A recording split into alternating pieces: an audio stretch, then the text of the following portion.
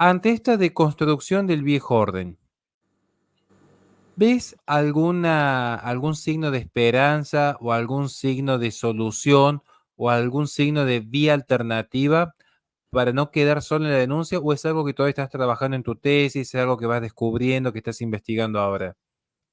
Precisamente, bueno, lo que se hace en el libro es hacer un planteamiento del problema en los primeros capítulos y el último capítulo, bueno, hay un quinto capítulo y después las conclusiones, se plantea precisamente lo que yo considero la solución, ¿no? Porque si se habla de un nuevo orden, entonces existe un viejo y no se puede combatir el nuevo orden con más nuevo orden, ¿no? Precisamente se lo tiene que combatir con el viejo.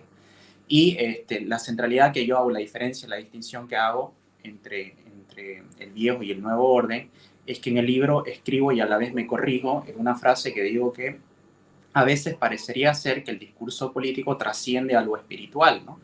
Pero en realidad es lo espiritual que desciende a lo político, porque en sí la guerra es espiritual, la batalla es política, la batalla es cultural, pero la guerra en sí es espiritual. ¿Por qué? Porque el viejo orden se caracteriza por tener de centro a Dios, ¿no?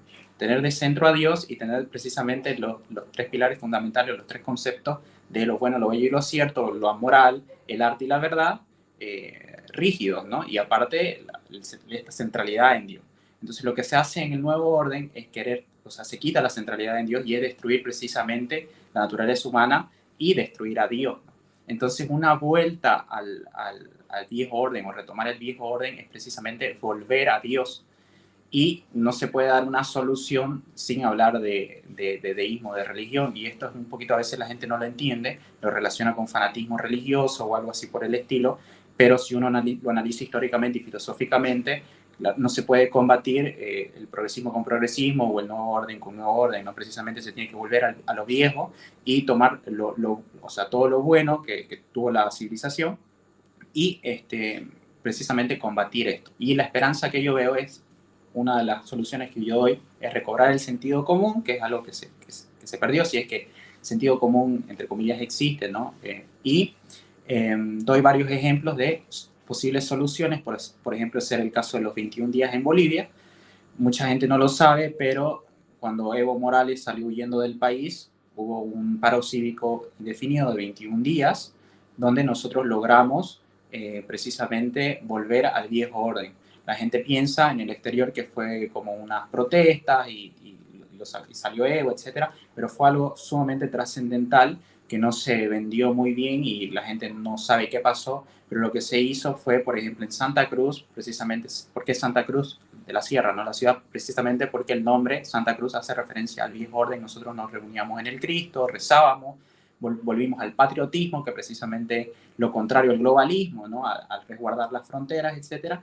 Y con esto sí se logró algo que en Venezuela no se logró, ¿no? Que es sacar al tirano. Obviamente después, como la lucha fue cívica, no, y bueno, los políticos retomaron el poder, pero de que se puede, y que hay casos que comprueban la tesis del libro, existen, ¿no? Otro ejemplo que se puede dar es el ejemplo de los camioneros en Canadá, ¿no? O el convoy de la libertad, donde la gente realmente hace una resistencia al poder, bueno, como dice Foucault, ¿no? Donde hay poder va a haber resistencia, y yo doy ciertos ejemplos y soluciones al problema planteado.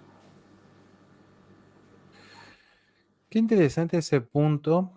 Ya voy a pasar a leer las preguntas, pero me quería detener allí. Los que te seguimos hace tiempo en Radio Libertaria, que insisto, también siempre fue bueno el contenido, pero fue de bueno a espectacular. Fue así como el crecimiento del contenido. Y sí se empezó a notar lo que lo veíamos de afuera, que en los últimos tiempos había como una profundización, ya no solo a la crítica a los errores de la izquierda, lo cual está bien poder renunciarlo, sino también una defensa, pero una defensa de un orden trascendental. Es una defensa de un orden que vaya más allá de esta vida.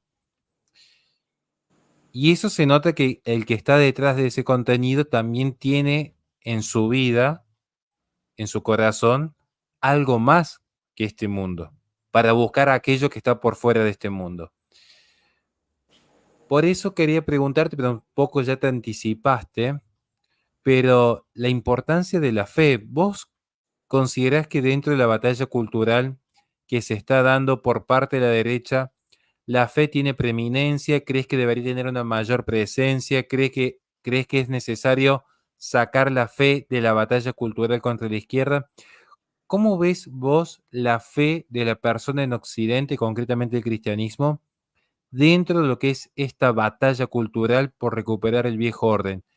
¿Qué análisis haría? ¿Un análisis crítico, un análisis favorable, un análisis de escepticismo, de optimismo? ¿Cómo lo verías vos a esto? Bueno, sin Dios prácticamente no podríamos hacer nada. En el libro incluso lo pongo, ¿no? Hasta un ateo se daría cuenta que existe un trasfondo espiritual en esto, ¿no? Por más de que no crea en nada.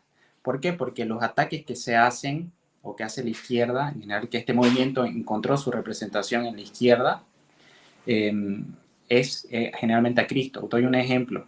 En los años que estuve en Radio Libertaria, a veces no me censuraban cierto de contenido político, pero algo relacionado con Cristo sí, sí lo censuraban, ¿no?